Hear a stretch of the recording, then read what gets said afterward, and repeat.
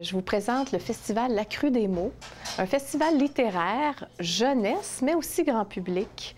Alors, on lance ça aujourd'hui. Nous, c'est un événement qui du 21 au 26 avril, qui se déroule sur le territoire de 3 MRC, Matane, Matapédia et Métis.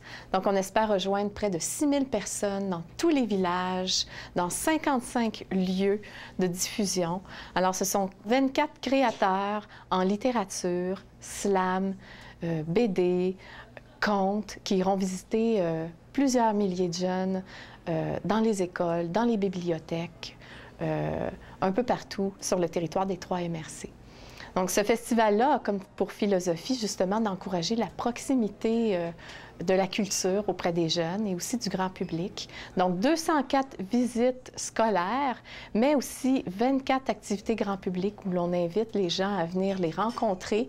On a organisé 3 5 à 7 dans la ville d'Amqui, Matane et Montjoly, justement pour favoriser le grand public à faire la rencontre des auteurs, mais aussi on a organisé une soirée de contes. C'est notre dernière veillée de contes avec Jocelyn Bérubé, qui est notre invité d'honneur. Donc, Jocelyn viendra présenter un spectacle de contes.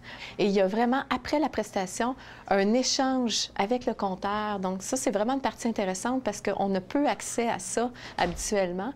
Et nous, on essaie de favoriser justement la découverte du créateur.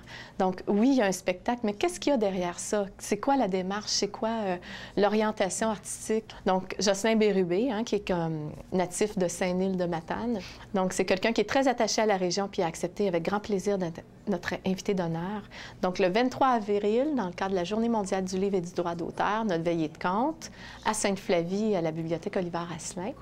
Et aussi Pierre Labrie, qui est notre porte-parole pour la 3e année consécutive. Pierre est un jeune écrivain très prolifique. D'ailleurs, on va faire le lancement de 10 nouveautés, nouvelles œuvres qui ont été publiées cette année. Et c'est notre porte-parole, donc un jeune artiste originaire de Montjoly. Il se sert énormément du territoire ici, Montjoly, la Métis, Rimouski, qui a inspiré, en fait, beaucoup de ses œuvres, dont la série Le Mistral. Alors, c'est un très, très beau rayonnement pour notre région.